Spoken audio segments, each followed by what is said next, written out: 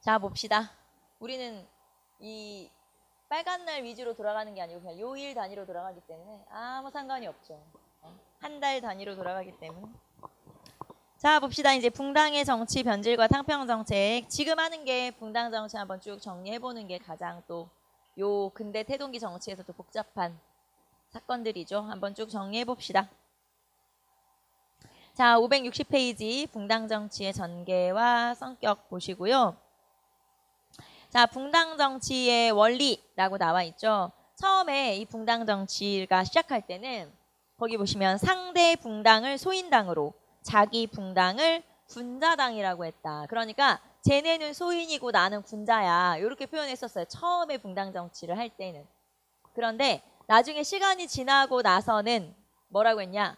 쟤네도 군자고 나도 군자. 이렇게 표현을 하게 되죠. 그래서 거기 보시면 자, 선배살림이 물러난 뒤에는 붕당을 모두 군자당으로 보고 서로 견제와 협력을 하고 있다. 말하자면 붕당이라고 하는 게 나중에 이제 공존을 하게 되잖아요. 그래서 그 공존하는 시기가 이제 붕당 정치 초기, 초반기에는 서로 공존을 하게 되죠.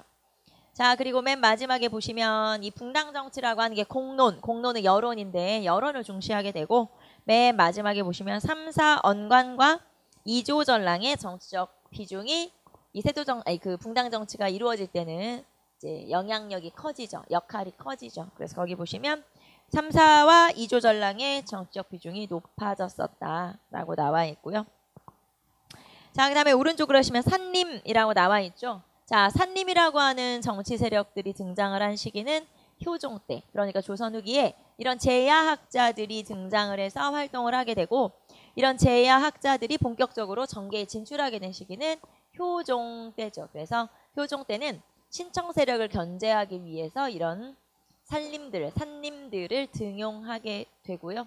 자, 그런데 문제는 이런 산림들이 너무 여론을 이끌어가게 돼서 나중에 영조 때 가면 이런 산림의 존재를 부정하게 되죠.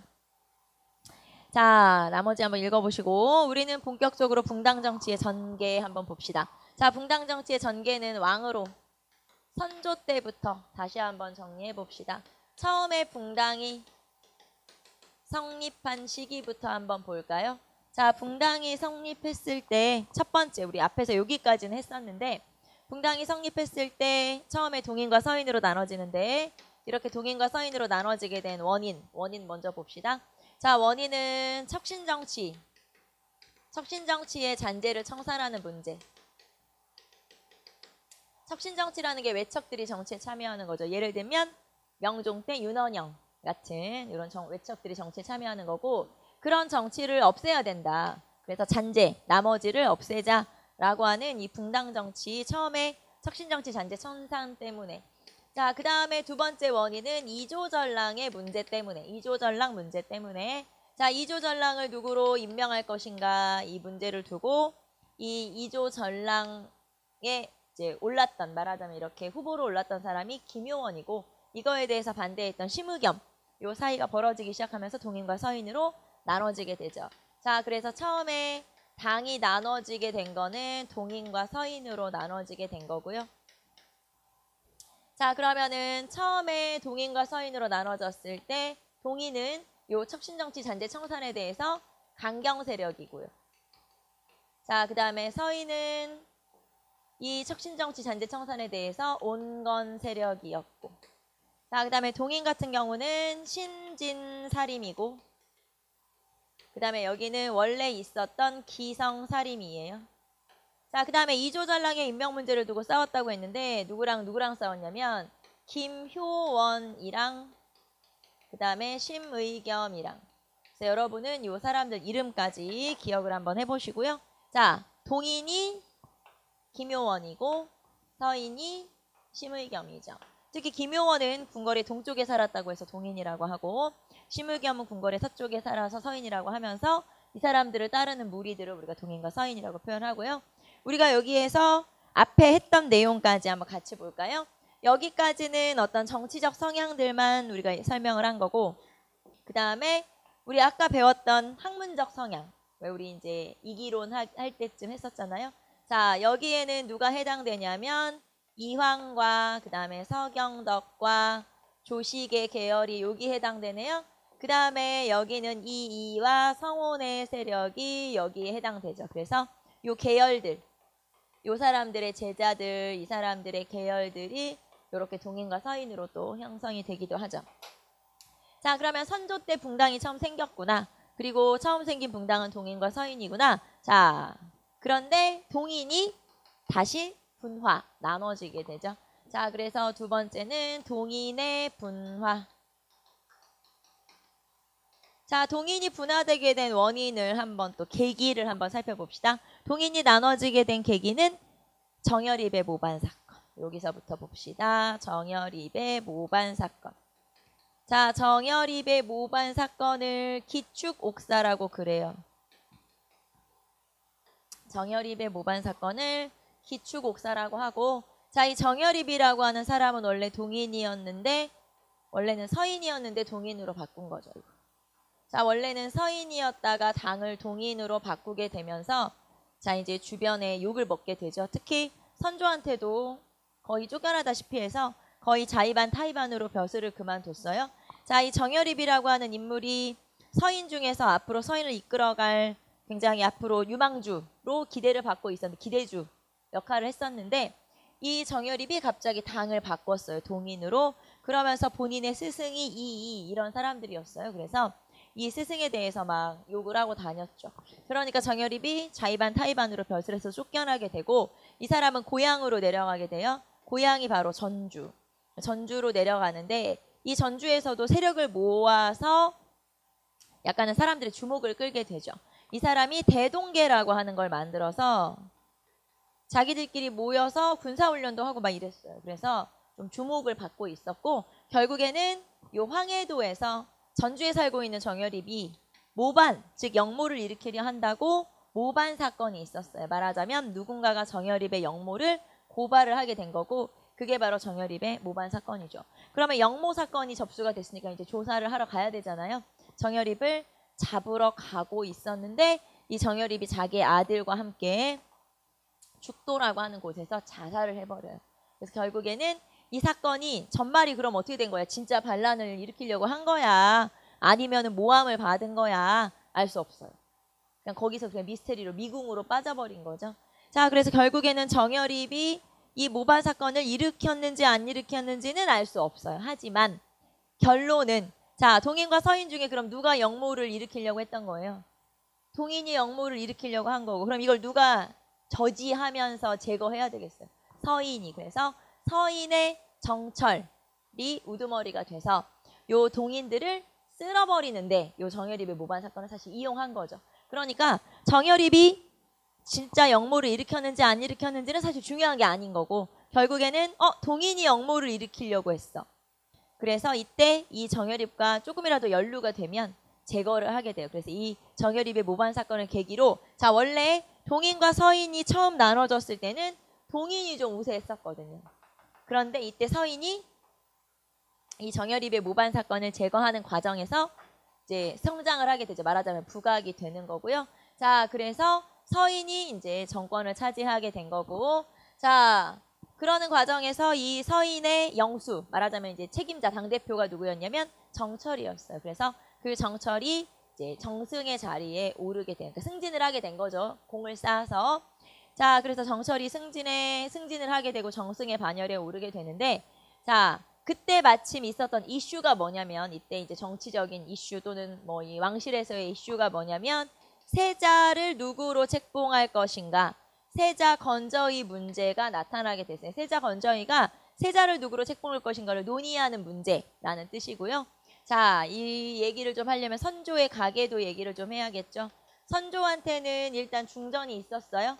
중전 박씨가 있었는데, 이 중전은 아이를 낳지 못했어요. 그래서 아들이 없는 상태, 아예 애가 없는 상태고, 그 다음에 선조한테는 공빈이라고 하는 후궁한테서 큰아들과 작은아들이 태어났어요. 그 큰아들이 임해군, 그 다음에 작은아들이 광해군, 이렇게.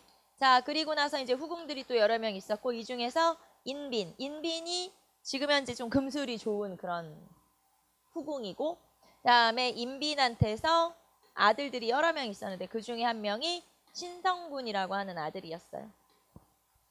자, 그러면 누구를 이제 세자로 책봉을 할 거냐, 여러 아들들이 있었는데, 자, 보통은 적장자, 큰아들이 이제 되는 거죠.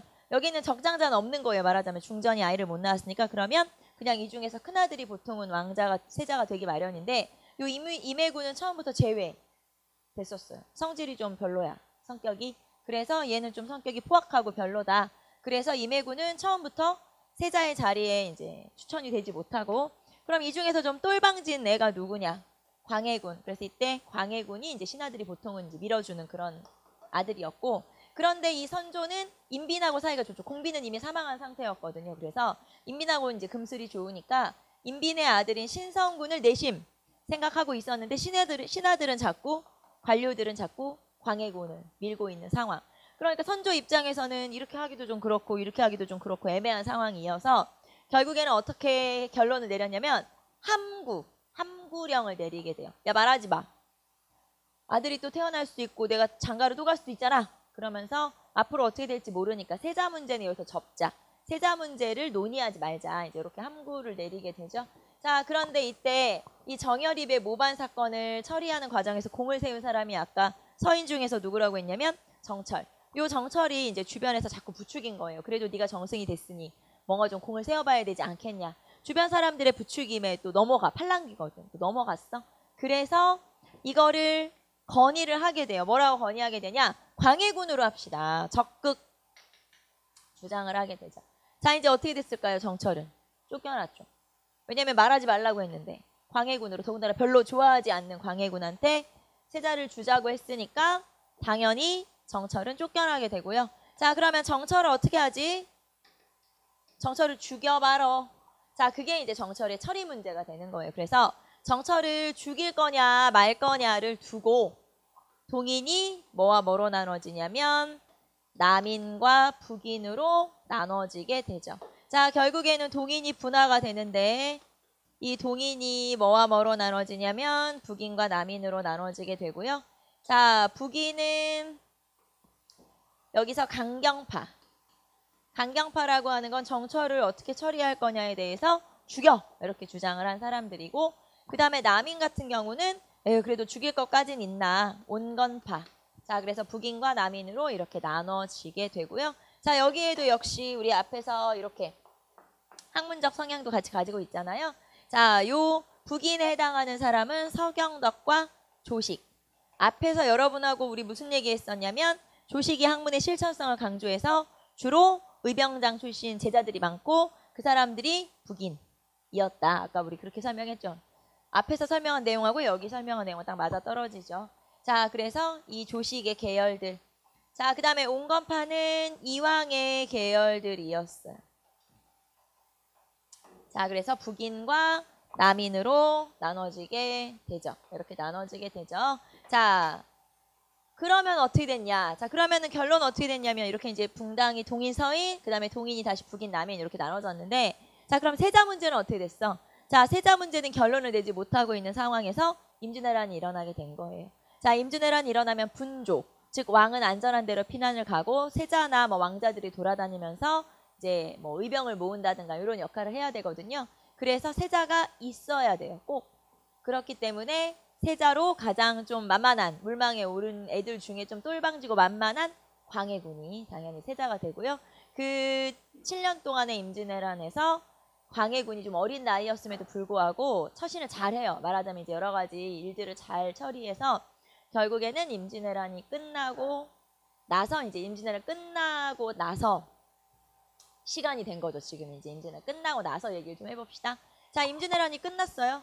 자, 그리고 다시 이제 중간에 선조와 뭐 왕실의 사람들은 다시 이제 궁궐로 돌아오게 되죠.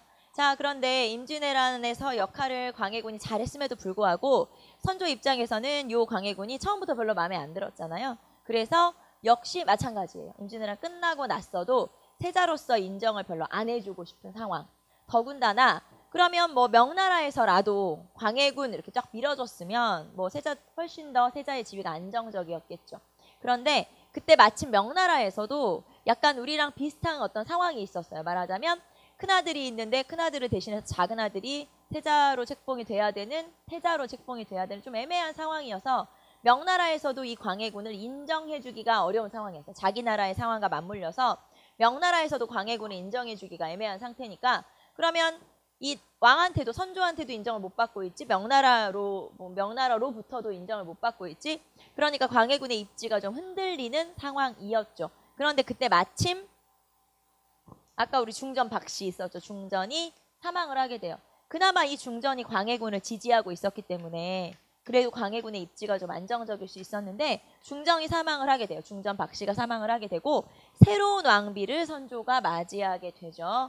이때 새로운 왕비로 들어온 여자가 중전 김씨. 자, 우리는 인목대비라는 이름으로 알고 있는 왕비가 바로 이 중전 김씨죠. 자, 그래서 인목대비가 이제 왕비가 된 거예요. 자, 그리고 이 인목대비가 아들을 낳았네. 그래서 이 아들이 영창대군이에요. 자, 세자는 광해군이고 영창대군이 태어난 거죠. 여러분 이름에서도 딱 차이가 느껴져요.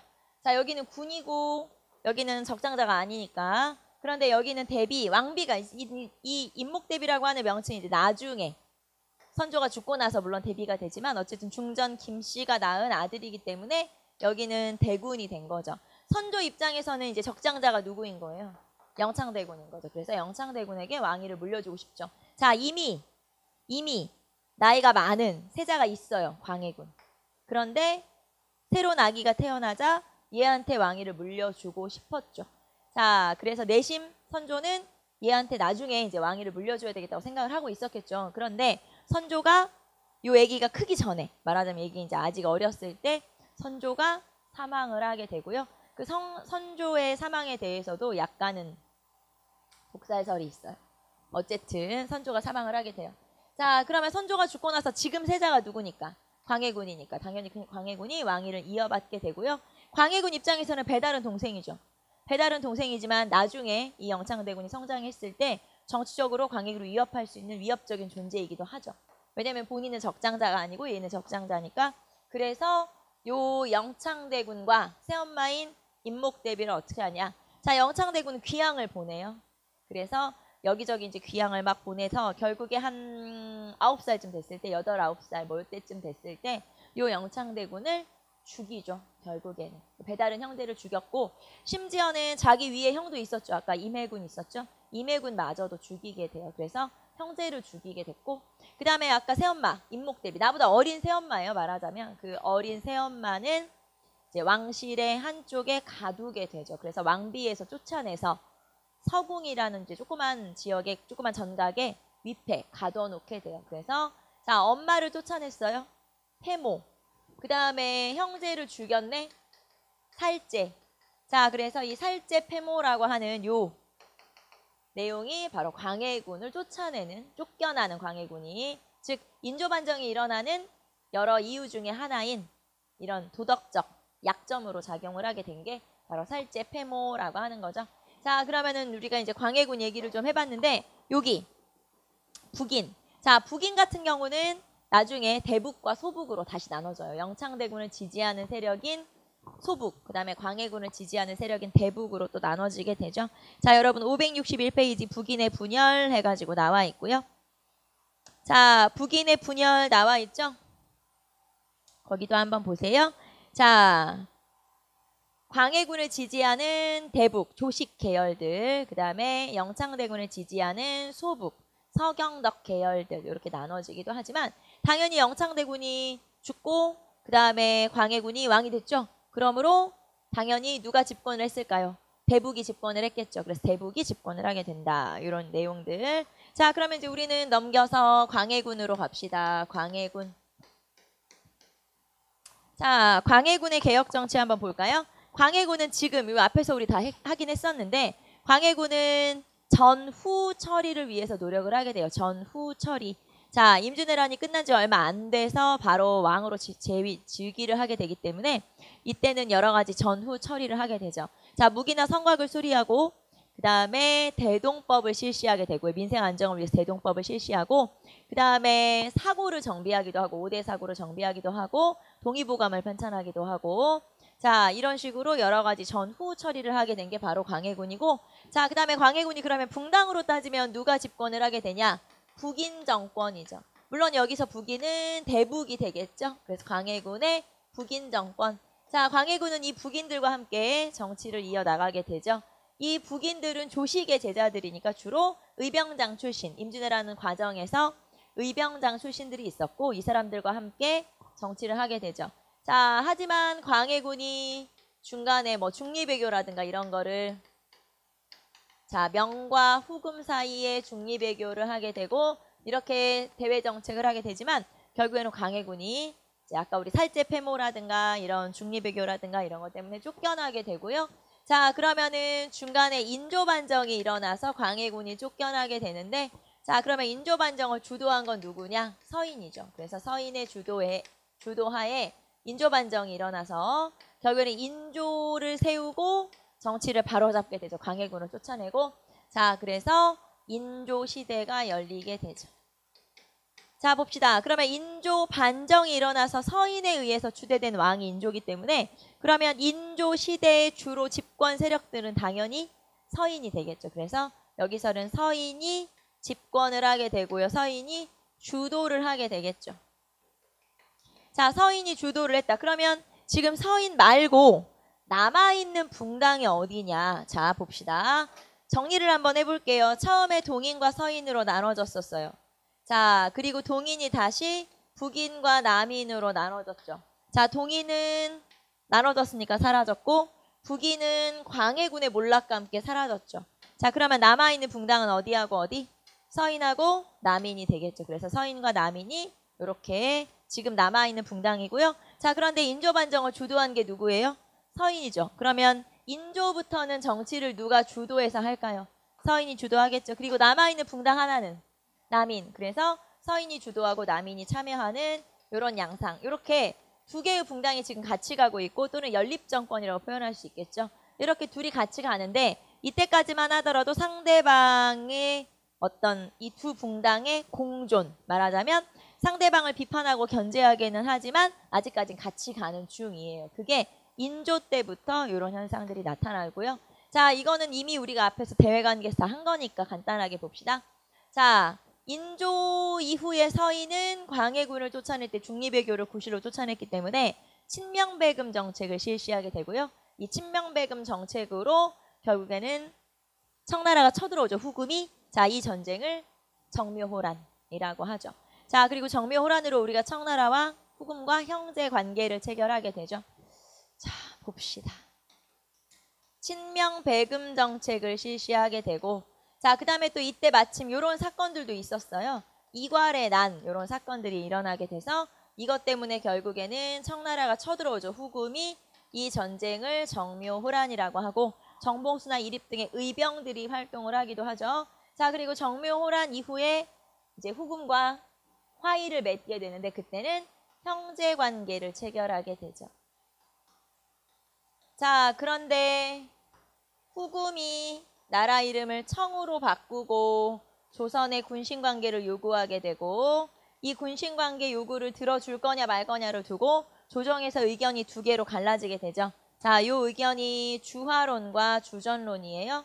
자, 주화, 화의를 주장하기도 하고 그 다음에 주전, 전쟁을 주장하는 사람도 등장을 하게 되고 결국에는 오랑캐로 청나라를 무시하면서 얘네들 오랑캐니까 우리보다 떨어지는 자, 문화적으로 우리보다 떨어지는 오랑캐를 그대로 받아주면 안 된다. 싸워야 된다. 즉 주전론이 우세하게 되고요.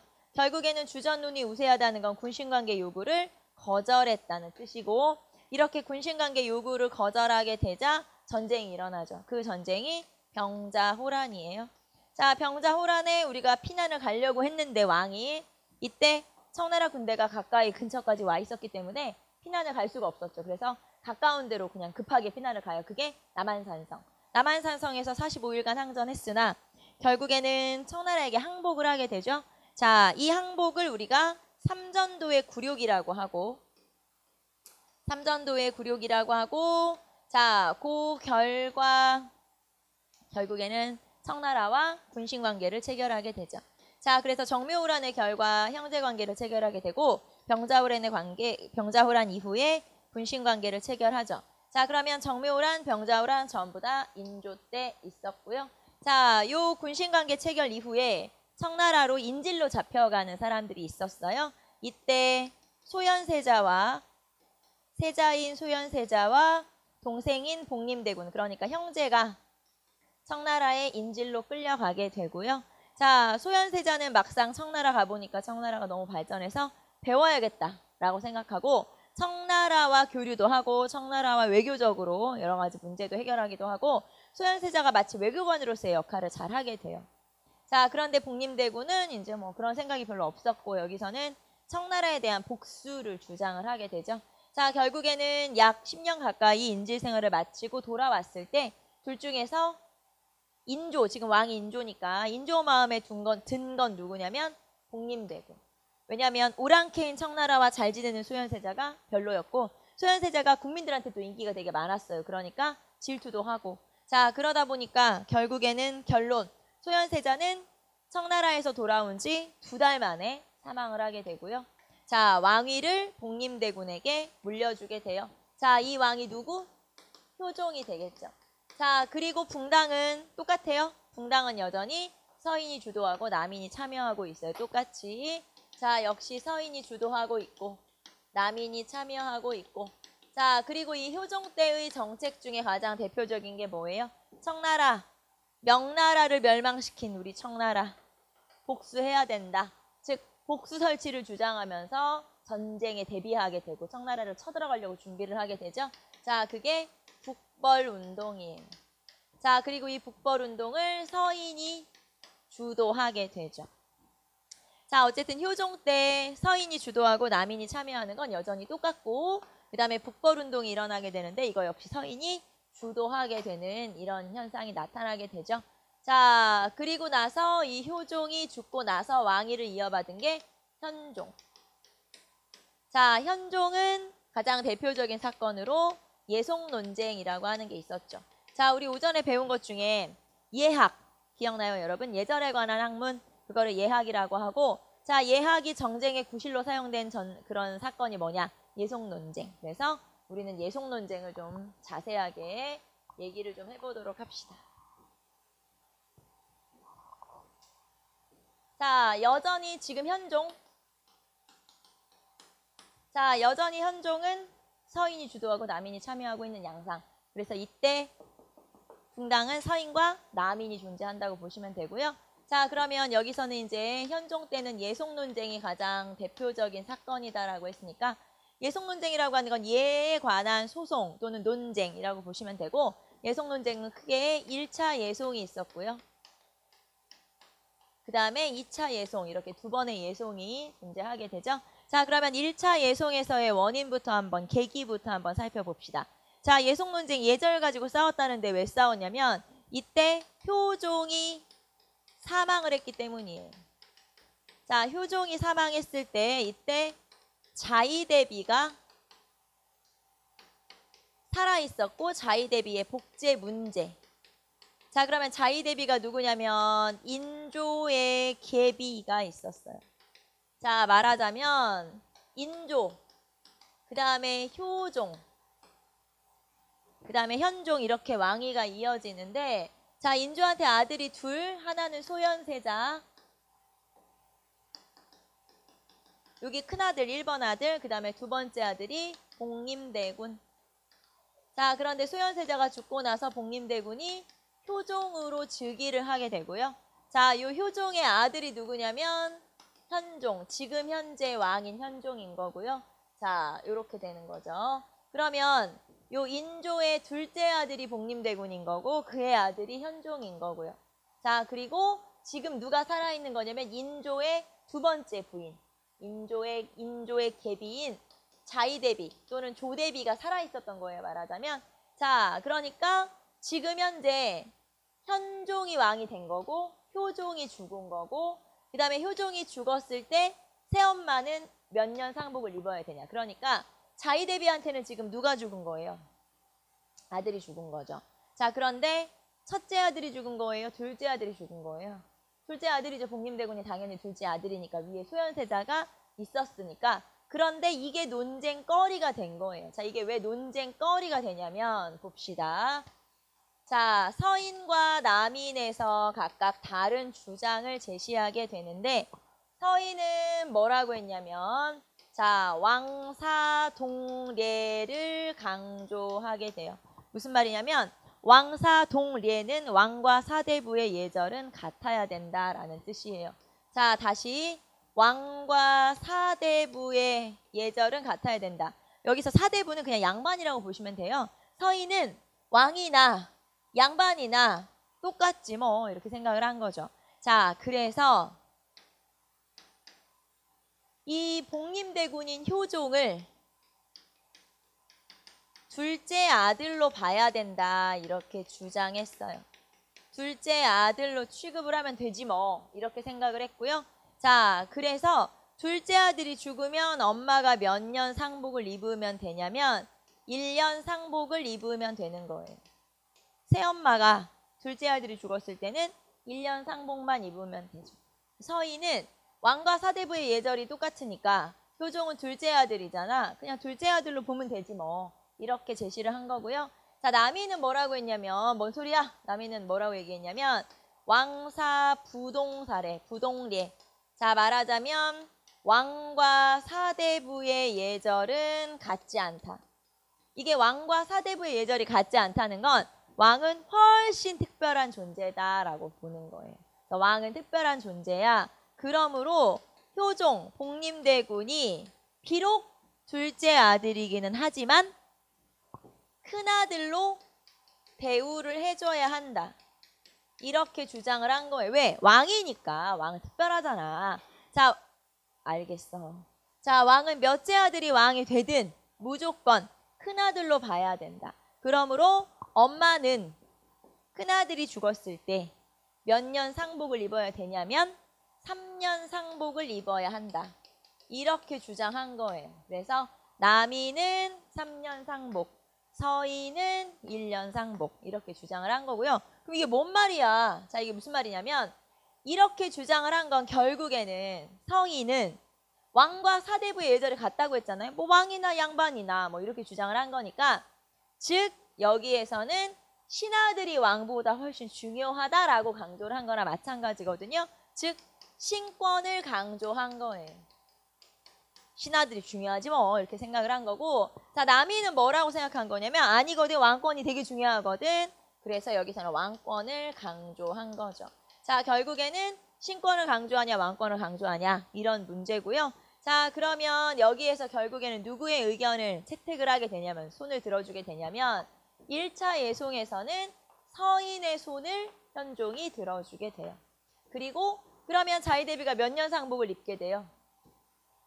1년 상복을 입게 되는 거죠. 그래서 결국엔 1년 상복을 입게 되는데 자 그러면 내가 왕이면 우리 아빠가 특별하다고 하는 게 더 좋을 것 같은데 근데 왜 현종이 굳이 서인의 손을 들어줄 수밖에 없었냐면 자, 요 예송 논쟁에서 서인 편을 쓴 사람들이 송시열을 비롯한 이 효종이 세자였을, 그러니까 현종이 세자였을 때 세자를 가르쳤던 서연이나 뭐 이런 걸 담당했던 스승들이었던 거예요. 그러니까 스승의 의견을 함부로 거스르기가 좀 애매해. 그래서 에이 그러면서 그냥 이게 좀 별로 마음에 안 들긴 하지만 들어준 거죠.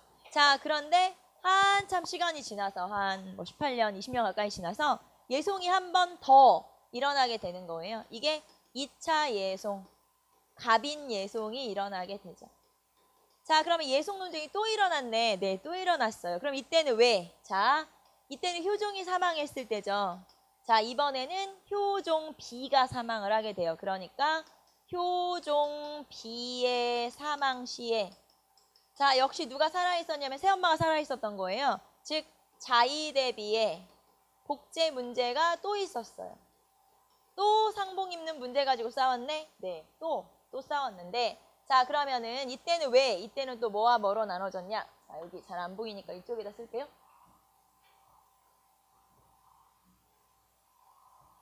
자, 그러면 이번에는 어떻게 나눠졌냐면 이번에는 서인.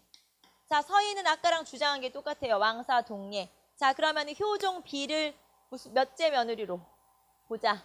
여기서는 효종 B를 둘째 며느리로 보자.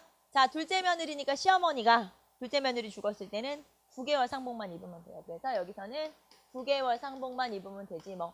자, 그런데 남이는 아니거든. 왕비니까 무조건 큰아들 취급을 해줘야 돼. 큰며느리 취급을 해줘야 된다. 자, 큰며느리니까 큰며느리가 죽었을 때 시어머니가 몇 년 상복을 입냐면 1년 상복을 입게 돼요. 그래서 여기서는 1년 상복을 주장하게 되죠.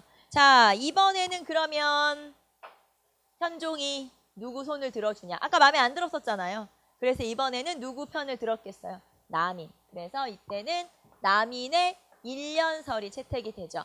자, 1차 예송, 기해 예송에서는 서인이 승리 1년 상복, 2차 예송, 갑인 예송에서는 남인이 승리 역시 1년 상복을 입게 되죠. 자, 그럼 다시 한번 정리해보면, 자, 그럼 왜 상복 입는 거 가지고 싸웠냐? 물론 상복 입는 게 중요한 게 아니에요. 당연히 상복 입는 거 우리가 생각해도 그게 뭐 어쨌다고 상복 입는 게. 물론 그게 중요한 게 아닌데 여기에 정말 중요한 논리가 숨어져 있기 때문에 이걸 가지고 싸운 거예요. 왜 싸웠냐면 이게 단순히 그냥 보면은 뭐 큰아들이냐 둘째 며느리냐 뭐 이런 걸 가지고 싸운 것 같이 보이지만 실제로는 예속 논쟁이라고 하는 게 자, 왕위 계승의 정통성 문제와 연결이 되는 거예요. 왕위의 정통성 문제와 연결이 되죠. 자, 무슨 말이냐면 앞에서 우리가 소현세자가 사망했잖아요. 소현세자가 죽었을 때 소현세자의 아들들이 있었어요. 세손. 그래서 원래대로 하면 인조는 왕위를 누구한테 물려줬어야 하냐면 세손한테 왕위를 물려줬어야 해요. 그런데 이제 아까 소현세자를 별로 안 좋아했잖아요. 인조가.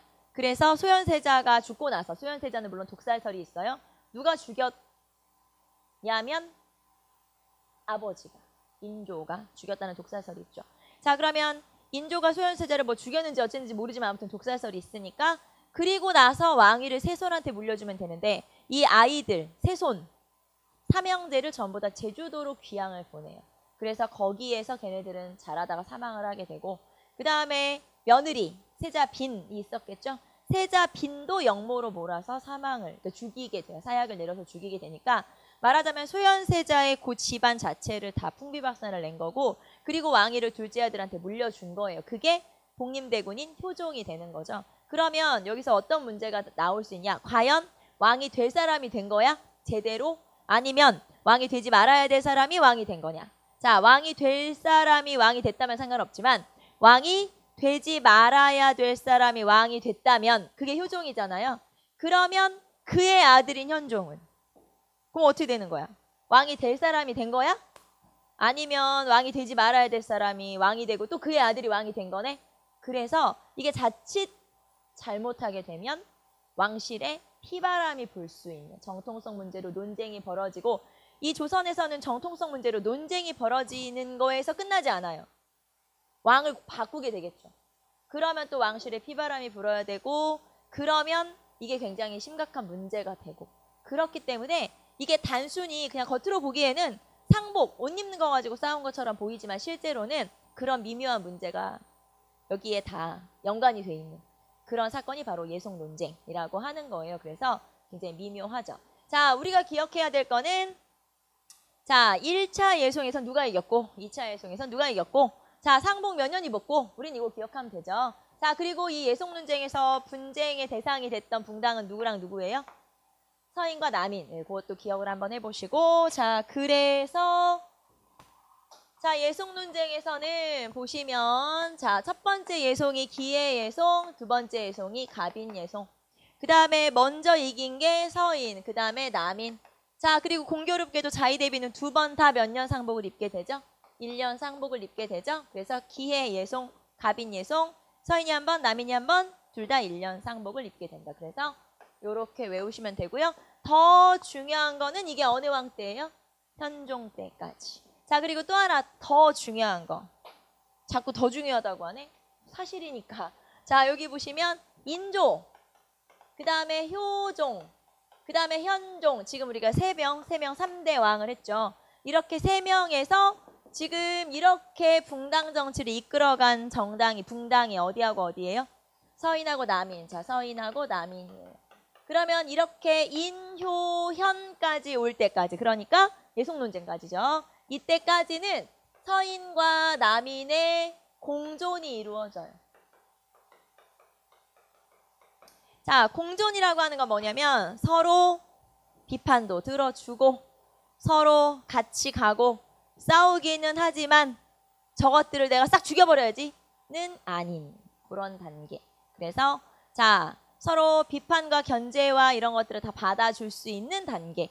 이런 걸 우리가 붕당의 공존이라고 그래요. 그래서 인효현. 자 사건으로 하면은 어디까지? 예속 논쟁까지 붕당의 공존이 이루어지고 있다. 자 그래서 여기까지 붕당의 공존이 이루어진 거고요. 자 그러면 여기까지는 붕당의 공존이 이루어졌다고 했는데 그러면 이 뒤로는 붕당이 변질돼요. 자 그러면 붕당이 변질. 자 그럼 어느 왕부터냐? 숙종부터.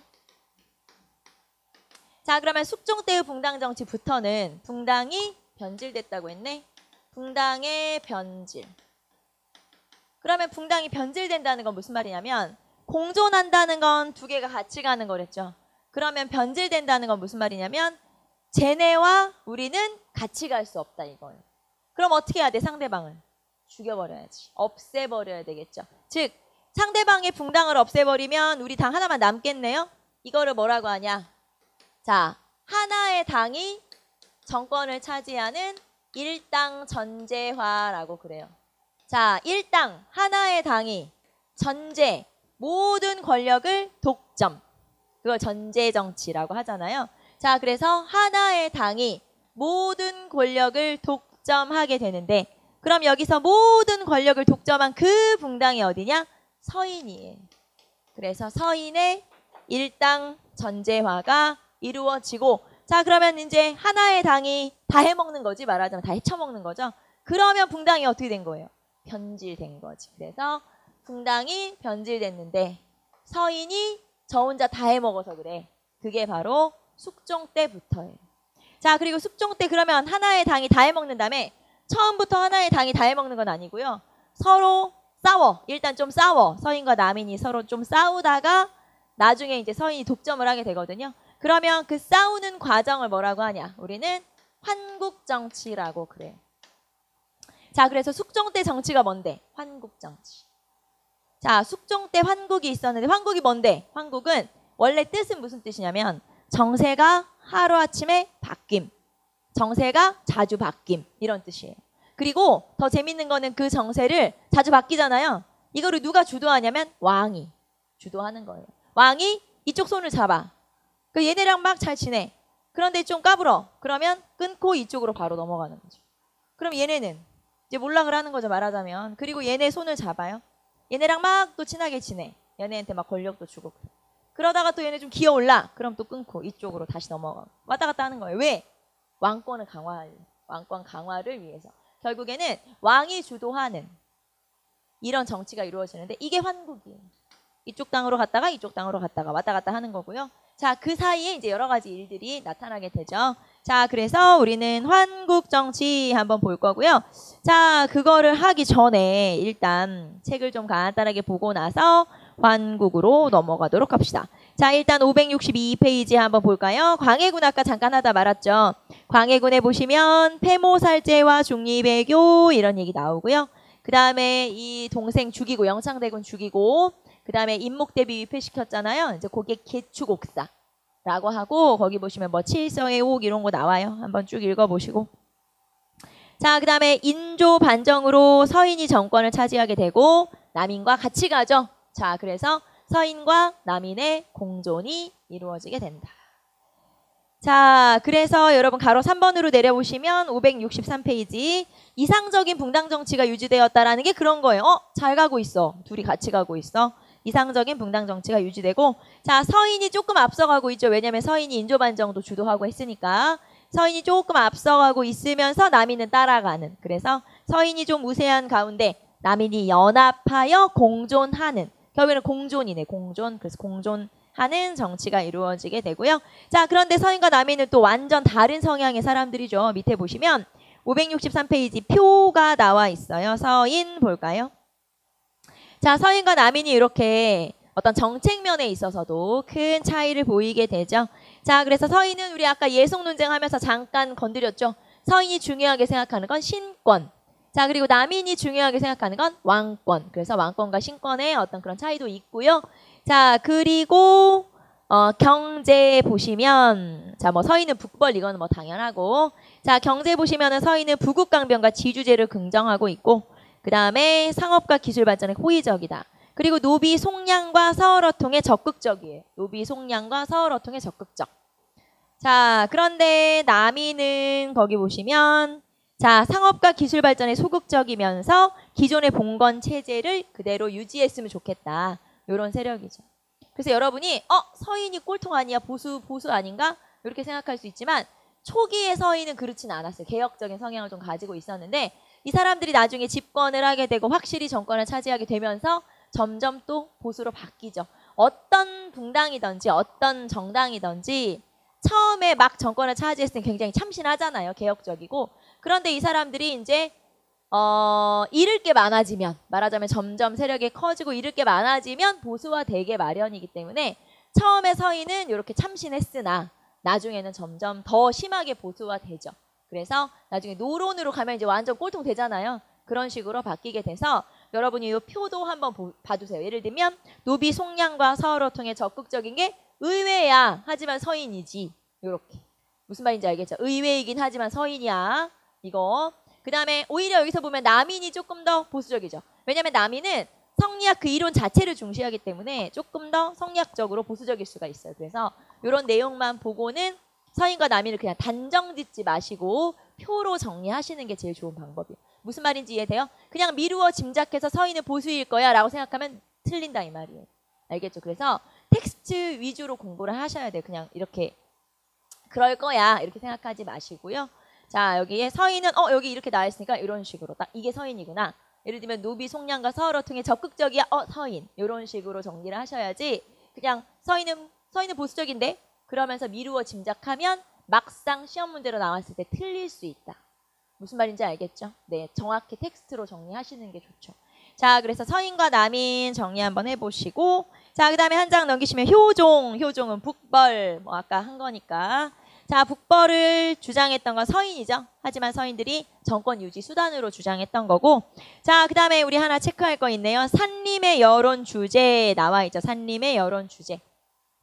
산림을 등용하기 시작해요. 왜냐면 이때까지만 하더라도 왜 인조 때에서 효종으로 넘어왔으니까 친청 세력들이 남아 있었어요. 그래서 그 사람들을 좀 견제하기 위해서 제야학자들 말하자면 지방에서 여론을 주도하고 있던 산림을 등용을 하게 돼요. 말하자면 데려오죠. 정치에 끌어들이게 되죠. 그때 등용된 가장 대표적인 인물이 송시열이에요. 송시열, 송중길. 자, 그 다음에 남인 중에서는 허적, 허목 이런 사람들이 전부 다 이때쯤 등용이 되는 거고요. 자, 그래서 산림을 등용했던 게 어느 왕이냐 물어보면 효종 이렇게 찾으시면 되죠. 산림 등용 누가 있어? 효종 이렇게 찾으시면 되겠죠. 자, 그 다음에 현종 때 예송 논쟁. 자, 그래서 현종 때 자, 효종의 왕위 계승에 대한 정통성과 관련해서 그렇죠. 정통성 문제 때문에 심각한 다툼이 있었던 거고요. 자, 결국에는 1차 기해 예송에서는 서인이 그 다음에 2차 예송, 갑인 예송에서는 남인이 이렇게 한번 승리를 하게 되고요. 자, 우리가 그냥 서인, 남인 이렇게만 외우지 마시고요. 여기에 이런 것들까지 다 한번 왜냐면 시험 문제는 여기서는 디테일하게 나올 때가 많아요. 그렇기 때문에 여러분이 좀 자세히 알아두시는데 예를 들면 서인이 이걸 주장했구나. 사대부와 왕의 권한이 또는 예절이 같다고 주장했어. 요거 주장한 사람이 누구야? 서인. 그 다음에 얘가 다르다라고 주장했던 건 남인. 그 다음에 신권을 강조했던 건 서인. 그 다음에 왕권을 강조했던 건 남인. 이런 식으로. 자, 그 다음에 또 가끔 이런 것도 물어봐요. 자, 효종을 둘째 아들 취급했던 건 서인이냐 남인이냐? 서인이죠. 그 다음에 효종을 큰아들 대우했던 거는 남인. 이런 식으로까지 디테일하게 물어볼 때가 있기 때문에 그냥 단순히 서인이 1차, 남인이 2차, 둘 다 1년 이렇게 하지 마시고요. 자, 뭐 때문에 이렇게 주장을 하게 됐고 여기서는 둘째 아들로 취급을 했는지 큰아들 대우를 했는지 좀 자세하게 그리고 왕과 사대부 예절을 같다고 한 건 누구고 다르다고 한 건 누군지 이렇게까지 좀 디테일하게 정리하시면 되고요. 자, 그 다음에 우리는 붕당의 변질로 넘어가도록 합시다. 자, 565페이지 보시면 붕당 정치가 변질돼 버리는데 자, 맨 마지막으로 내려와 보시면 숙종 때 이르러 붕당이 급격하게 전환되는 전국이 전환되는 환국 정치가 실시가 되고요.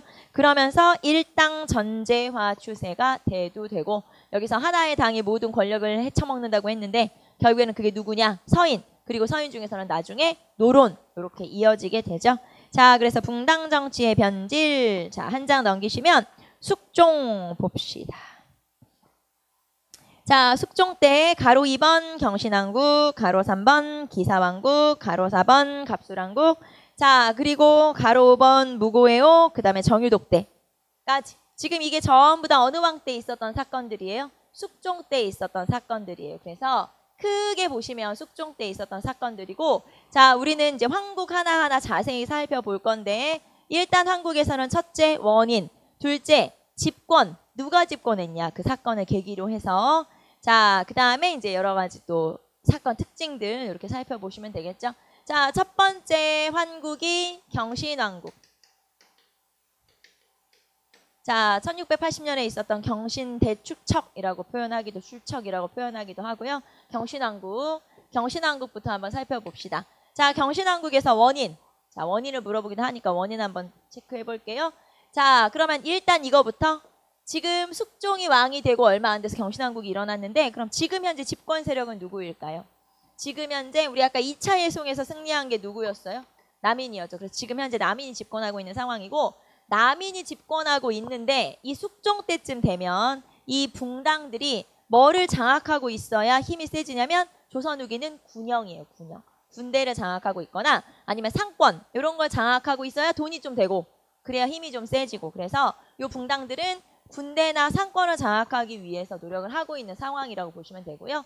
자, 어쨌든 이제 이런 상황에서 남인이 집권을 좀 하고 있는 상황에서 자, 이제 남인이 몰락하는 사건이 남인이 이제 물러나는 이제 쫓겨나는 사건이 벌어지게 되는데 그게 바로 경신왕국이고 자, 그러면은 경신왕국의 원인이 된 사건이 뭐냐? 원인은 유학 사건과 남인의 유학 사건과 그다음에 삼복의 변. 삼복의 변이라고 하는 거는 남인 영모 사건이 일어나게 돼요. 자, 봅시다. 유학 사건이라고 하는 게 뭐냐면 자, 이 당시에 이 남인의 우두머리는 허적이라고 하는 사람이에요. 영수. 허적이라고 하는 사람이 있었고요. 아, 요거 먼저 볼까요? 566페이지 맨 위에 보시면 남인이 다시 또 탕남과 청남으로 나눠지기도 해요. 오른쪽에 보시면은 탕남 나와 있죠. 네, 여기 조그만 설명 한번 보세요.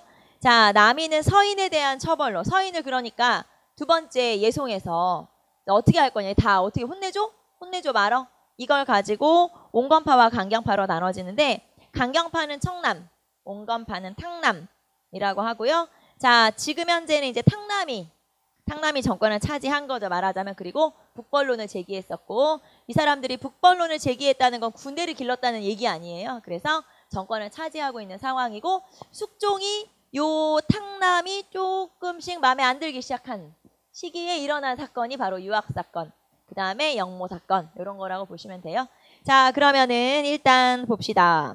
자, 남인의 요 영수는 이제 당대표예요. 지금으로 하면 당대표 허적이라고 하는 사람이 어느 날 자기 집에 이 허적이라고 하는 사람 집에 어떤 잔치가 있었어요. 행사가 있었죠. 행사가. 자, 그리고 그것도 숙종이 알고 있었어요. 근데 어느 날 이제 행사가 있다고 하는 그날 비가 왔어요. 말하자면. 그러니까 왕이 숙종이 신하를 불러서 야, 허정네 집에 잔치한다는데 비 와서 어떡하냐? 그러면서 유학을 가져다 줘라.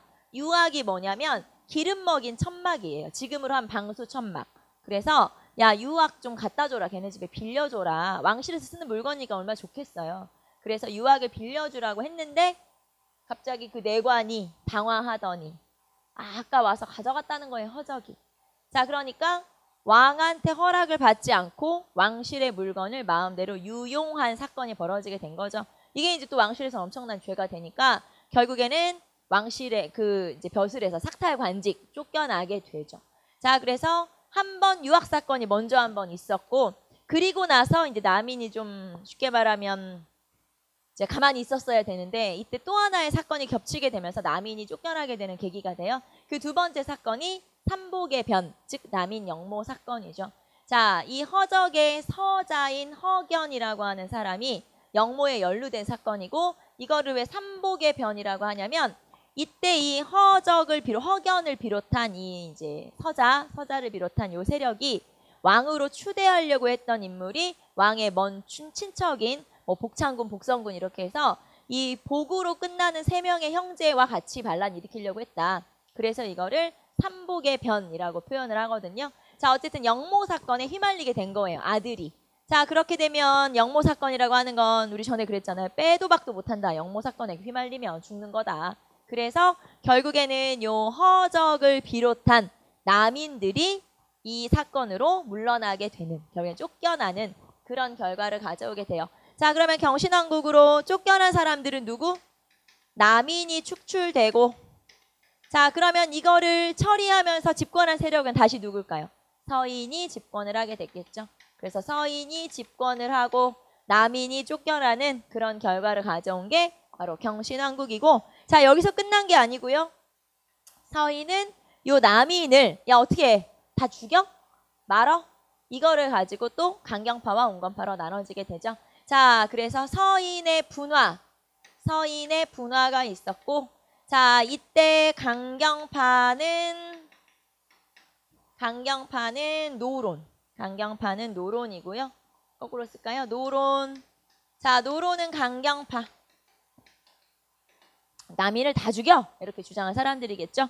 자, 그 다음에 소론은 온건파. 살려둬야지 그래도. 이렇게 주장한 사람들이고, 자, 그 다음에 노론은 우리가 예전에 우리 학문적인 성향, 저기 이제 학문적 성향 앞에서 했던 것 중에서, 자, 그러면 여기는 누구의 계열에 해당하냐? 자, 여기는 이의 계열에 해당하거든요. 자, 그래서 이 계열이었고, 자, 그 다음에 이 계열 중에서 이때 말하자면 이 노론의 당대표 영수로 떠오른 인물이 송시열이에요. 그래서 송시열은 노론이 본인들이 주자의 정통이라고 생각합니다. 주자학설을 정통으로 받아들이고 있다고 계승했다고 보는 그런 세력이 바로 송시열 계열이고, 자, 그 다음에 여기는 성혼의 계열이에요. 자, 이 노론이 자기들이 성리학의 정통이라고, 주자학의 정통이라고 받아들였다면 여기 소론은 성리학 이해의 탄력성을 지닌 세력이에요. 무슨 말이냐면 성리학도 받아들이고 다른 학문도 받아들일 수 있고 이렇게 좀 어떤 이해에 좀 폭이 넓은 그런 사람들이 바로 소론. 그래서 나중에는 양명학도 받아들이고 이런 사람들이 바로 소론이죠. 자, 그리고 여기에는 윤증. 자, 그래서 송시열과 윤증 사이에 또 대립이 벌어지게 되고요. 나중에 숙종이 송시열의 또 편을 들어주기도 하고 뭐 그런 일이 벌어지게 되죠. 자, 어쨌든 자, 다시 보시면 경신왕국으로 서인이 집권을 하게 되고 서인은 분화되게 되고요. 그 서인이 노론과 소론으로 나눠지게 되죠. 자, 여러분 566페이지 보시면 노론소론 나와 있죠. 노론소론 나와 있고요. 자, 이게 바로 경신왕국 한번 읽어보시고, 자, 그 다음에 두 번째 환국. 자, 무슨 왕국이에요? 두 번째 왕국. 기사왕국. 자, 두 번째 왕국은 기사왕국이죠. 자, 기사왕국은 그럼 또 왜 있었냐? 원인 먼저 볼까요? 기사왕국의 원인은 원자 정오 문제. 자, 기사왕국은 원자 정오 문제 때문에 일어나게 되죠. 자, 그러면 원자 정오 문제 또 뭐냐? 자, 이 얘기를 하려면 숙종의 집안 얘기를 또 조금 해야 되겠죠. 숙종한테는 원래 인경왕후라고 하는 왕비가 있었어요. 그런데 그 왕비가 아들 없고 딸만 둘 낳고 죽었어요. 그래서 새로운 왕비를 맞아들였어요. 그게 인현왕후. 우리 알고 있는 인현왕후 민씨. 자, 그래서 인경왕후가 원래 있었고 두 번째 왕비가 인현왕후 민씨. 자, 그리고 이제 요 밑으로 이제 후궁들이 쫙 있는 거죠. 자, 그런데 소희장씨. 원래는 소희장씨였는데 이 소희장씨가 아들을 낳게 됐네. 그래가지고 아들을 낳게 되면 후궁들은 빈의 첩지를 받게 되거든요. 그래서 희빈의 첩지를 받게 돼요. 이게 희빈장씨. 우리 아는 이름으로 하면 장희빈. 그쵸? 희빈장씨가 되죠. 자, 장희빈이 아들을 낳은 거예요. 이게 윤. 자, 그리고 이 윤이 나중에 경종이 되는 인물이죠. 자, 그 다음에 최숙빈, 숙빈 최씨. 자, 여기도 빈인 거 보니까 뭐가 있는 거예요? 아들이 있는 거죠. 그래서 여기는 연인군이 태어나게 되죠. 자, 그리고 뭐 후궁이 많았으니까 등등등. 자, 그러면 이제 이렇게 세 여자 사이에 일어나는 그런 문제라고 볼 수 있고요. 자, 봅시다. 인현왕후는 굉장히 좋은 집안의 딸이겠죠. 서인이고 당연히. 그리고 노론이고. 서인 중에서도 노론이고. 그래서 여기는 서인. 그리고 노론이 지지를 하고 있고요. 인현왕후는. 자, 그 다음에 장희빈은 남인이 지지를 하고 있죠. 우리가 드라마나 영화 보면은 장희빈이 정말 예뻐가지고 숙종의 눈에 딱 띄어가지고 그리고 후궁이 되고 아들을 낳고 나중에 왕비가 되고 그거는 진짜 역사의 아주 부분이고요. 실제로는 이 장희빈과 숙종의 결혼을 정략 결혼으로 보기도 해요. 장희빈의 집안이 장희빈이 원래 역관 출신인데 장희빈의 작은아버지는 이렇게 이제 친척들이 근데 엄청 부자였어요. 그러니까 지금으로 하면 재벌 딸쯤 되죠. 그래서 요 재벌 딸과 그 다음에 지금으로 하면 한 국무총리쯤의 딸과 이렇게 두 왕비를 얻은 거예요. 말하자면. 그래서 이거를 그냥 단순히 너무 예뻐서 눈에 띄어서 이렇게 왕비가 된 게 아니고 이거를 정략 결혼으로 보기도 하자. 남인 계열의 지지를 받고 있는 또 하나의 세력이 필요했던 거고 여기는 이제 서인의 지지를 받고 있으니까 이런 식으로 보기도 하는데 어쨌든 요 두 여자의 이제 암투가 시작되는 거고. 자, 그 다음에 최숙빈은 무술이 출신이었어요. 무술이면은 왕실 중에서 가장 비천한 계급의 여자라고 보시면 돼요. 이게 이제 사가로 따지면 양반집으로 따지면 노비와 가까운 정도의 그 정도의 여자였는데 이 여자는 정말 우연히 숙종 눈에 띄어서 아이를 낳게 된 거예요. 후궁이 된 거죠. 그래서 여기서 태어난 아이가 연인군이고요. 이게 나중에 영조가 된 아주 똘똘한 아이죠. 자, 그래서 이렇게 이제 세 여자 등장인물들이 있는 거고 자, 그러면 봅시다. 인현왕후는 아이가 없었어요. 그러니까 숙종이 후궁이 되게 많았지만 딸만 있고 아들 없고 이런 현상이 나타나게 된 거죠. 그래서 아들만 태어나면 이제 어떻게든 얘가 굉장히 귀한 아들인 거예요. 그런데 그 아들을 장희빈이 낳은 거예요. 그러니까 요 애가 태어난 지 얼마 안 돼서 바로 얘를 내 아들 중에 아들이 없지만 지금 이제 막 태어났지만 서열 1등으로 삼아서 그게 원자예요. 말하자면. 얘가 큰아들이야. 말하자면 서열 1등 공식 지정 그리고 얘가 세자가 되는 거죠. 그래서 원자 정호 문제라고 하는 건 실제로는 세자 책봉 문제라고 보시면 되고 근데 우리 앞에 왕에서 봤던 것처럼 세자라고 하는 걸 책봉을 할 때는 어떻게 해야 돼요? 얘가 좀 자라서 능력을 좀 보고 그리고 나서 하나를 뽑아야 되죠. 그냥 적장자가 있으면 사실 별로 문제가 안 되는데 역시 여기도 후궁밖에 없기 때문에 후궁이 낳은 아들밖에 없기 때문에 그래서 얘네들이 좀 자라서 그 뒤로 아직 연인군은 태어나기 전이고 이제 여기만 태어났으니까 그런데 이제 숙종이 아들을 이제 막 본 거잖아요. 너무 좋은 거야. 급해. 그래서 당장 얘를 세자로 하자. 그렇게 해서 그게 원자 정호 문제가 된 거예요. 그래서 세자윤을 그러니까 장희빈의 소생을 원자로 세자로 정하는 문제를 두고 다툼이 벌어지게 된 거고요. 자, 당연히 여기에 찬성한 붕당은 누구일까요? 남인이 찬성했겠죠. 이쪽이 남인 계열이니까. 자, 그 다음에 당연히 누가 반대했어요? 서인, 노론이 반대했겠죠. 왜? 인현왕후는 아예 아들을 평생 아이를 못 낳았어요. 근데 지금 왕비를 지금 뒤에서 지지하고 있었으니까 왕비한테서 아들만 태어나면 아무 문제가 안 되잖아요. 그러니까 아들 낳으면 되는데 뭐 급하다고 벌써 원자로 정한대 그러면서 반대한 거죠. 자, 그래서 원자 정호 문제, 즉 장희빈의 아들을 원자, 세자로 책봉하는 문제를 가지고 이걸 가지고 이제 황국이 일어난 거고 자, 그러면 여기에서 당연히 서인이 반대했겠죠. 특히 송시열의 반대가 있었고요. 자, 그래서 결론부터 얘기합시다. 자, 요것 때문에 일어나게 되는데 결론은 뭐냐? 결론은 자, 이때 요 일을 반대했던 누가 쫓겨났을까요? 이번에는 서인이 쫓겨났겠죠. 그래서 서인이 축출되고 아직은 서인이 노론과 소론으로 완전히 성격이 나눠지기 전이라고 보시면 되니까 자, 그래서 서인이 축출. 자, 그 다음에 다시 누가 돌아오게 돼요? 남인. 그래서 남인이 재집권하게 되는 자, 남인이 재집권하게 되는 결과를 가져온 사건. 자, 그리고 이거를 완전 열심히 반대했던 게 아까 누구? 송시열. 그래서 송시열을 죽여버리게 돼요. 숙종이. 자, 기분 나빴어. 내 아들인데. 그러면서 이제 막 반대를 하니까 송시열은 노론 쪽이니까 반대를 하니까 송시열을 처음에는 귀양을 보내요. 근데 귀양 보내고 나서 생각하니까 기분이 또 나빠. 죽여. 사약을 내려서. 그래서 결국에는 송시열을 사사 죽이게 되는 게 바로 이 기사환국이고요. 자, 여기에서는 남인이 재집권을 하게 되는 그런 결과를 가져오게 되고요. 자, 이때는 남인이 재집권한 거를 넘어서서 숙종 입장에서는 아들을 낳았어. 얼마나 장희빈이 이쁘겠어요. 그래서 자, 인현왕후를 이제 여러 가지 구실을 덧붙여서 왕비의 자리에서 쫓아내고 장희빈을 왕비로 삼게 되죠. 자, 그래서 인현왕후를 폐위시키게 돼요. 그리고 장희빈을 중전으로 책봉을 하게 되죠.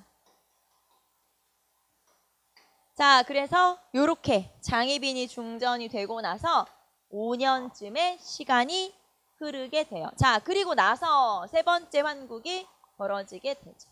사실 장희빈이 왕비였었던 시간이 길지 않아요. 한 5년 정도였었죠. 자, 그리고 나서 세 번째 왕국이 일어나게 되죠. 자, 세 번째 왕국은 무슨 왕국이에요? 갑술왕국, 갑술왕국이 일어나게 되죠. 자, 갑술왕국의 원인은 그럼 뭐냐? 자, 봅시다. 지금 현재 집권 세력은 누구였어요? 지금 현재 집권 세력은 남인이었고 왕비는 장희빈이었고, 자, 그런데 서인이 인현왕후 복위운동을 벌인다는 거예요. 자, 서인이 인현왕후 복위운동을 벌인다는 거야. 이거를 와서 남인들이 숙종한테 일렀어요. 쟤네들이 저거 하려고 그래요. 이렇게 이제 이른 거죠. 그러면 정상으로 하면, 제대로 하면 여기서 누구를 혼내줘야 돼요? 서인을 혼내줘야지. 왜 그래? 멀쩡하게 왕비가 있는데 왜 다시 복위운동을 해? 그러면서 서인을 혼내줘야 되는 게 맞죠. 그런데 요 5년 장희빈이랑 살면서 숙종이 장희빈이 질리기 시작한 거예요. 장희빈 하면 우리 드라마에서 나오는 그 약간 표독스럽고, 그쵸, 뭐 왕실을 많이 주고 왕을 주고 흔들려고 하는 약간 이런 이미지가 있잖아요. 실제로는 우리가 안 만나봐서 모르지만 어쨌든 장희빈에게 숙종이 질려가고 있었어요. 그래서 자, 지금 장희빈에게 질리고 있으니까 누가 그리워지고 있어? 인현왕후가. 하여튼 남자들이랑 본부인이 그리워지기 시작한 거예요. 그래서 요 숙종이, 근데 방법이 없잖아요. 말하자면 어떻게 이제 좀, 왜냐면 정치는 명분이거든요. 명분이 있어야 돼. 뭔가 장희빈을 쫓아낼 명분이 있어야 되는데 명분을 구할 수가 없으니까 어떻게 이제 하지 못하고 가만히 있었는데, 얘네들이 명분을 마련해 준 거야. 서인들이. 그래서 서인이 인현왕후 복위운동을 마침, 근데 남인이 와서 일러. 그러면 원래 서인을 혼내줘야 되는 게 맞지만, 그래 그럼 이렇게 된 거예요. 그래서 오케이.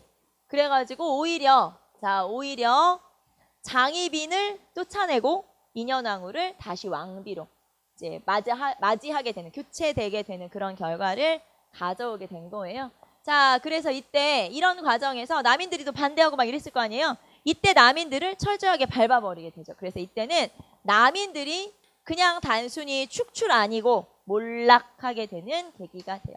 자, 남인들이 몰락하게 되고 서인이 다시 재집권. 자, 남인이 한번 재집권했다가 서인이 한번 다시 재집권하는 거예요. 자, 서인이 재집권을 하게 되고, 그러는 과정에서 인현왕후는 복위가 되죠. 인현왕후가 다시 복위가 되고요. 그럼 뭐 말 안 해도 장희빈은 다시 후궁으로 쫓겨나게 되겠죠. 그래서 인현왕후가 복위되는 이런 현상이 일어난 게 바로 갑술환국. 자, 그런데 인현왕후가 오래 살지 못하고 사망을 하게 돼요. 그리고 사실 이제 이런 일들이 일어나는 과정에서 사실 인현왕후는 계속 아픈 상태였어요. 계속 병약한 상태였고 아이도 못 낳았고 이런 상태였다가 결국에는 이제 이렇게까지 다시 복위가 된 후에 사망을 하게 돼요. 그런데 이 인현왕후가 죽고 나서 이때 또 고발이 들어온 거예요. 자, 그동안 인현왕후를 쭉 괴롭혔고 그 다음에 저주했고 막 왕실의 무당을 불러들여가지고 막 저주하고 막 이랬던 게 누구냐? 그게 장희빈이다. 이게 다 발각이 된 거죠. 자, 이거를 무고의 옥이라고 그래요. 자, 말하자면 이 무고라고 하는 게 뭐냐면 무당 불러서 저주한 거를 무고라고 그래요. 그래서 그동안 장희빈이 그렇게 포악하게 인현왕후를 괴롭혔던 게 다 발각이 된 거고요. 이거를 발각되게 한 그 뒷 배경에는 최숙빈도 있었죠. 최숙빈이 흘린 거지 말하자면. 그래서 결국엔 장희빈이 꼼짝달싹 못하게 돼버린 거고요. 결국에는 너무 큰 죄를 저지른 거예요. 그리고 다 증거가 드러나 버렸기 때문에 장희빈을 죽일 수밖에 없었죠. 그래서 그 장희빈이 사사된 사건이 무고의 옥이에요. 장희빈의 사사. 자, 장희빈이 사사된 사건이 무고의 옥이고, 그럼 결국에는 장희빈이 죽고 나서 이제 숙종이 하나 안타까운 게 있죠. 세자를 너무 빨리 책봉을 한 거. 그게 조금 안타깝네. 그리고 더군다나 대안으로 똘똘한 아들도 하나 있었죠. 연인군이 또 있었는데, 자, 또 경종은 병약해. 아이도 없고, 세자이긴 하지만 아이도 없고, 이제 후사도 없고, 몸도 약하고, 자, 이런 식으로 또 병약하니 요 세자를 어찌하면 좋겠냐. 그러면서 이제 세자를 은근 숙종 입장에서는 좀 바꾸고 싶다. 이제 이런 얘기가 등장을 하겠죠. 자, 그래서 정유독대라고 하는 걸 하게 돼요. 정유독대라고 하는 게 있죠. 자, 정유독대는 노론의 영수인 이이명과 숙종이 단둘이 만난 사건이에요. 자, 원래 왕과 신하는 단둘이 만나면 안 돼요. 왜 단둘이 만나면 안 되냐면 반드시 왕은 누구를 만나건 어떤 대화를 하건 무슨 일을 하건 사관이 따라다니잖아요. 원래 둘이 무슨 얘기하는지 다 적어놓죠. 그런데 이 정유독대는 이이명과 만날 때 숙종이 사관을 물리치죠. 넌 나가 있어라. 넌 들어오지 마라. 그래가지고 이 이이명이란 사람과 이 숙종이 단둘이 만난, 사실 전체 조선에서 이렇게 단둘이 신하랑 만난 일이 거의 없어요. 근데 이거는 정유독대 단둘이 만났어. 그러니까 둘 사이에 무슨 얘기를 했는지 알 수 없음. 하지만 아마도 이때 숙종이 내심 불만 가지고 있었던 뭐 마음이 좀 변화가 있었죠. 그게 뭐였냐? 죄인의 아들인 세자윤을 세자에서 쫓아내고 싶다. 교체하고 싶다. 똘똘한 연인군으로. 그래서 아마도 정유독대는 세자 교체 문제를 논의한 게 아닐까? 그건 모르지만 아무튼 요거를 얘기한 게 아닐까? 요렇게. 하지만 이 세자 교체 문제를 마저 마무리 짓기 전에 숙종이 사망을 하게 돼요. 그래서 결국에는 그대로 그냥 왕위를 계승하죠. 그게 누구예요? 경종. 그게 경종이에요. 그래서 경종이 왕이 되고요. 제가 여기 중간에 비워놨는데 요 중간에 병신처분이 들어가요. 이건 또 뭐냐? 이름 이상하네. 자, 거기 보시면은 567페이지 보시면은 병신처분이라고 하는 게 뭐냐면, 자, 노론과 소론이 계속 대립을 하고 있었는데, 자, 그전에는 숙종이 노론 편도 섰다가 소론 편도 섰다가 막 왔다 갔다 하는데, 자, 그전까지는 누구가 조금 이제 누구의 세력이 좀 셌냐면 소론이 조금 더 이제 숙종의 인정을 받고 있었는데, 자, 이 병신처분이라고 하는 게 숙종이 노론의 손을 잡아준 거예요. 그래서 노론이 정통이 된 거죠. 말하자면 주자학설을 계승한 정통이 된 거고, 그 다음에 소론은 말하자면 이제 제야 학차처럼 좀 밀려나게 된 거고, 그게 바로 병신처분이에요. 자, 거기 읽어보시면 5번째 줄쯤에 노론의 송시열과 소론의 윤중 사이에 회의 시비가 있었는데, 숙종이 윤중의 잘못이라고 판정하여 소론의 입지가 위축되었다. 이게 무슨 말이냐면, 자, 아까 제가 여기로 다시 가볼까요? 요 송시열과 윤중 사이에 회의 시비라고 하는 게 있었어요. 자, 말하자면 이 송시열과 윤중이 누가 더 뭐 정통이냐 이거 가지고 분쟁이 있었죠.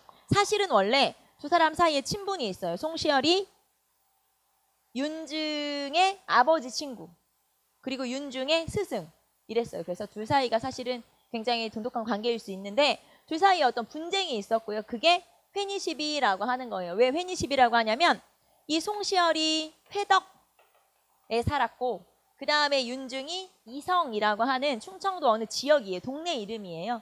동네에 살았기 때문에 둘이 멀지 않은 지역에 살았거든요. 그래서 요거를 회의 시비라고 하고, 이 둘 사이에 약간 학문적인 성향도 있고 서로 이제 쌓인 것도 있고 서로 이제 약간 원한이 있고, 그래서 서로 분쟁을 하고 있었는데, 처음에는 숙종이 윤중 편에 서서 네가 오라 이렇게 얘기했었거든요. 그런데 병신처분이라고 하는 적에 갑자기 송시열 네가 오라 이런 식으로, 이제 물론 송시열은 지금 없죠. 그 전에 죽었으니까. 송시열 네가 오라 이러면서 송시열 편을 들어준 거고요. 결국에는 누구 편을 들어준 거냐면 노론 편을 들어준 거예요. 그래서 노론이 정통으로 또는 힘 있는 붕당으로 자리 잡게 된 계기가 바로 이 병신처분이라고 하는 거예요. 그러니까 이때부터는 노론이 조금 더 길을 펴게 되고 소론이 좀 위축되는 그런 결과를 가져왔죠. 자, 어쨌든 요런 게 있었고 그 다음 정유독 때. 자, 그래서 지금 순서대로 정리한 거예요. 자, 일단 환국이 3번 있었고요. 환국. 자, 경신왕국, 기사왕국, 갑술왕국. 자, 그 다음에 자, 그 뒤로 이어지는 숙종 때의 사건이 뭐 있었죠? 무고해옥, 병신처분, 정유독 때. 이렇게 있었어요. 그래서 지금 우리가 얘기한 게 전부 다 어느 왕 때 있었던 사건이에요? 숙종 때 있었던 사건이고요. 자, 이 중에서 서인이 분화된 사건이 뭐냐 물어보면 여러분 서인이 분화된 건 언제예요? 경신왕국 때 서인이 분화됐고, 자, 남인이 몰락하게 된 계기가 뭐냐 물어보면 그쵸, 마지막에 3번째 환국 때 남인을 밟아버렸다고 했죠. 그래서 남인이 거의 몰락하게 되죠. 자, 남인이 몰락하게 된 거는 갑술왕국이다. 이렇게 체크하실 수 있고요. 자, 그래서 환국 한번 쭉 정리해봤고, 자, 그 다음에 한 장 넘겨서 경종 때 사건은 하나밖에 없으니까 경종까지 정리를 한번 해봅시다. 자, 여기다가 할게요. 자, 경종은 우리 내내 설명했던 인현왕후의 아들이죠. 세자 윤. 얘가 굉장히 병약했는데 결국에는 숙종이 세자 교체를 못하고 죽었죠. 그래서 경종이 왕이 되고, 자, 이렇게 병약했기 때문에 이걸로 이제 문제가 되죠. 자, 경종 때 있었던 사건은 하나만 기억하시면 돼요. 그게 바로 신임사화. 자, 신임사화는 신축옥사와 이민옥사, 신축사화와 이민사화를 합쳐서 우리가 신임사화라고 해요. 자, 이거는 1721년, 22년 이렇게 이어져서 발생한 사건이기 때문에 그냥 우리는 합쳐서 신임사화라고 하는데, 자, 신임사화라고 하는 건 간단하게 설명하면 소론이 노론의 사대신을 제거한 사건. 자, 누가 누구를 공격한 사건인지 체크 한번 해보세요. 소론이 노론을 공격한 사건이에요. 소론이 노론을 공격해서 없애버린 사건. 자, 이 사건이 신임사화라고 하죠. 자, 경종은 누가 지지하고 있었냐면 남인과 소론 계열이 지지하고 있었어요. 장희빈의 아들이니까. 자, 그 다음에 경종의 동생이 연인군. 자, 연인군은 노론이 지지하고 있었죠. 그래서 노론이 지지하는 연인군과 남인과 소론이 지지하는 경종과 이렇게 대립을 하고 있다고 보시면 돼요. 자, 그런데 지금 현재는 경종이 왕이죠. 그러면 이 사람들이 집권했겠죠. 자, 그런데 노론 입장에서는 경종이 몸이 약하지 아들도 없지 하니까 요 경종 뒤를 이을 후사로 세제, 그러니까 아들이 아니고 동생이죠. 연인군을 책봉을 하자, 이런 식으로 주장을 했어요. 그래서 결국에는 실제로 세제, 경종이 죽으면 그 뒤를 연인군이 있는 걸로 이렇게 세제로 책봉을 하게 돼요. 근데 거기까지는 괜찮지만 대리청정 문제 때문에 이제 더 노론과 소론이 사이가 벌어지게 되는데, 자, 노론에서 대리청정을 주장을 한 거예요. 대리청정은 뭐냐면 모든 정치를 세제한테 맡기고 너는 물러나라. 이게 대리청정이에요. 그러니까 세제로 책봉한 것도 좀 찜찜한데 거기에다 대리청정까지 막 얘네들이 주장하고 죽으란 얘기 아니야. 이제 너는 물러나라 이런 얘기니까. 그래서 이거를 가지고 소론이 노론을 결국에는 쫓아내버린, 요걸 이제 계기로 삼아서, 자, 그래서 요 대리청정 문제가 불거져서 일어난 사건이 바로 신임사화라고 하는 거고, 자, 이거는 여러분이 주체만 기억하시면 돼요. 누가 누구를 제거한 사건? 소론이 노론을 제거한 사건이구나. 그것만 체크하시면 되겠죠. 자, 568페이지 보시면은 신임사화라고 되어 있죠. 자, 그래서 대리청정을 하자 말자, 뭐 하자 취소 뭐 이렇게 난리를 치다가 결국에는 연인군의 대리청정, 그 다음에 시의 음모 사건 여러 가지로 소론이 노론의 사대신을 죽인 사건, 대규모로 숙청한 사건, 이런 사건이 바로 신임사화이고요. 자, 그러면 지금까지 우리가 숙종 때 있었던 사건, 경종 때 있었던 사건 하나까지 정리했고, 자, 이러는 과정에서 붕당이 변질됐잖아요. 자, 거기 보시면 이제 붕당 변질의 결과 나와 있네요. 숙종의 붕당 변질 결과, 왕이 환국을 주도하게 되고, 그 다음에 삼사라 이조전랑의 문제, 결국에는 점점 정치적 비중이 커졌다가 나중에 줄어들게 되죠. 그러니까 나중에 너무 변질되자 없애버리죠, 사실은. 그래서 이조전랑의 권한은 영정조 때 없어지고, 3, 4의 언론 기능은 세도 정치 시기에 없애버리고. 자, 그 다음에 점점 비변사는 강화되고 있는 상황이고요. 자, 그리고 이렇게 붕당 정치가 왔다 갔다 하고 막 붕당이 힘이 세졌다가 쫓겨났다가 하다 보니까 양반들이 자기들 내부에서 분열을 하게 돼요. 말하자면 권력을 차지한 양반, 벌렬 양반. 그 다음에 몰락한 양반, 뭐 향반이나 잔반으로 몰락 양반. 자, 쉽게 말하면 붕당 정치가 진행되는 과정에서 양반들은 어떻게 되는데 양반들은 분화됐어. 분화. 양반들이 분화되죠. 그래서 양반층의 분화 나와 있고요. 자, 그럼 제가 만약에 쫓겨난 붕당이다. 만약에 이제 물러난 몰락한 붕당이에요. 그럼 나는 어디로 가면 될까요? 나는 지방으로 내려가면 되죠. 고향으로 내려가요. 그럼 나는 고향에서 다시 세력을 키우기 위해서 노력하겠죠. 자, 사림들이 또는 양반들이 자신들의 힘을 키우기 위해서 지방에 내려가서 뭐 했어? 뭐 했냐면 여기 서원과 사우를 짓고 세력을 키우려고 한 거죠. 서원은 우리 앞에서 한 거죠. 학교. 그 다음에 사우는 뭐야? 우리 집안의 사당. 사당을 세워서 우리 가문을 좀 드높이려고 한 거고 말하자면. 그리고 서원을 세워서 학문도 연구하고 하려고 한 거죠. 그래서 이렇게 하다 보니 너무 서원과 사우가 함부로 많아지게 돼요. 이게 남설. 남설이 무슨 뜻이냐면 함부로 짓는다. 이런 뜻이거든요. 자, 그래서 결국에는 양반들은 지들끼리 분화되고 서원과 사우는 많아지고 이런 결과를 가져왔군요. 자, 요게 붕당 정치의 폐단이죠. 자, 그래서 붕당 정치의 폐단까지 봤고요. 자, 그 다음에 잠깐 쉬었다가 탕평론 할게요. 35분쯤에 시작합시다. 탕평론하고 세도 정치까지 오늘은 끝낼 거니까 그렇게 보시면 되겠죠. 잠깐 쉴게요.